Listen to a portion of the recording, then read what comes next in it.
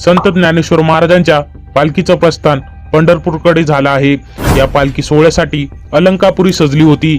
लाखो वारकऱ्यांच्या उपस्थितीत पालखी प्रस्थान सोहळा पार पडला। मंदिर परिसरात सगळीकडे आनंदाचं वातावरण होतं। वारकऱ्यांच्या चेहऱ्यावर वारीचा आनंद आणि समाधान दिसत होतं। इंद्रायणीच्या काठावर हजारो वारकरी दाखल झाली। याच वारकऱ्यांच्या टाळ मृदंगाच्या गजरात पालखी प्रस्थान सोहळा पार पडला। आळंदी नगरी दुमदुमली। दरवर्षीप्रमाणे याही वर्षी माऊलींच्या मंदिराचा कळस हलतात पालखीचे प्रस्थान झाले।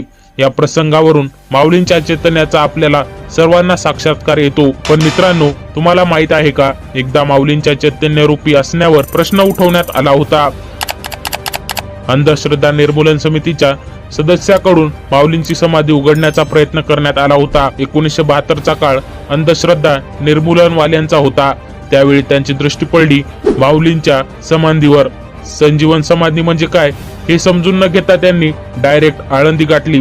त्यावेळी झालेली सविस्तर घटना थोर शास्त्रज्ञ आर्यन शुक्ल यांनी सांगितली।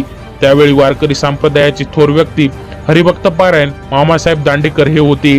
त्यांनी शुक्ल साहेबांना फोन केला।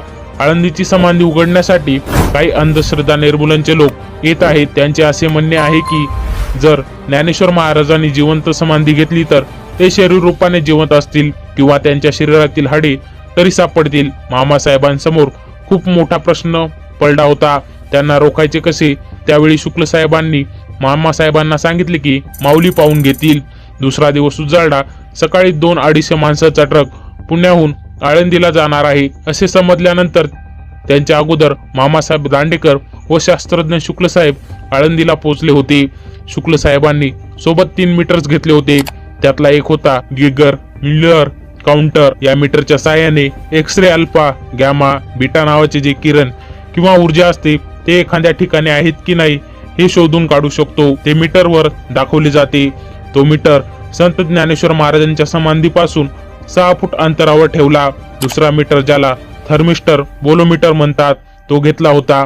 त्याने अल्ट्राव्हायलेट इन्फ्रारेड आहेत की नाही हे पाहता येते, तोही मीटर समाधीजवळ ठेवला। तिसरा फ्रिक्वेन्सी मीटर रडार हा मीटरही त्या ठिकाणी ठेवला। तोपर्यंत अंधश्रद्धावाली मंडळी डॉक्टर 2-3 इंग्लिश माणसे घोषणा देतच मंदिरात पर्यंत पोहोचली।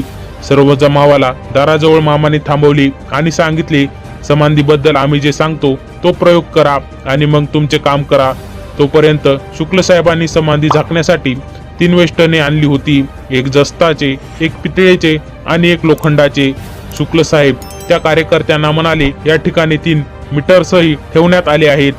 समाधीवर एक झाकण टाकून मीटरवर काय दिसते ते पाहायचे आहे।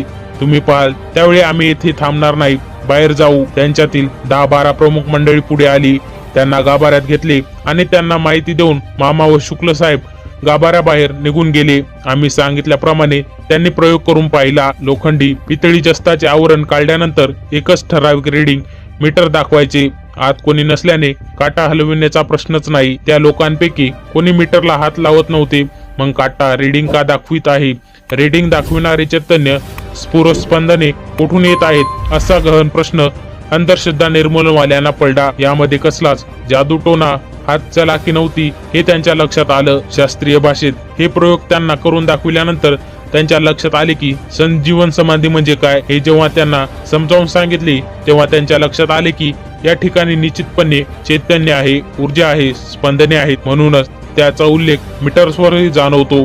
चैतन्य दिसत नसले तरी त्याचे अस्तित्व असते। क्षकिरण दिसत नसले तरी त्याचे अस्तित्व नाकारू शकत नाही। तसेच संत ज्ञानेश्वरांची संजीवन समाधी आहेत, त्याचे अस्तित्व मनुष्याचं काय विज्ञान सुद्धा नाकारू शकत नाही। वैज्ञानिक दृष्टिकोनाने सर्व अंधश्रद्धा निर्मूलनाच्या कार्यकर्त्यांचा संभ्रम दूर झाल्यानंतर ही सगळी मंडळी दर 6 महिन्याला समाधीच्या दर्शनाला येऊ लागली। 3 परदेशी नागरिकांपैकी एकाने स्वतःला आळंदीला वाहून घेतले। पुन्हा कधीच कुणी माऊलींवर आक्षेप घेण्याचे धाडस केले नाही। व्हिडिओ आवडला असेल तर व्हिडिओला लाईक करा आणि चॅनलला सबस्क्राईब करा। धन्यवाद।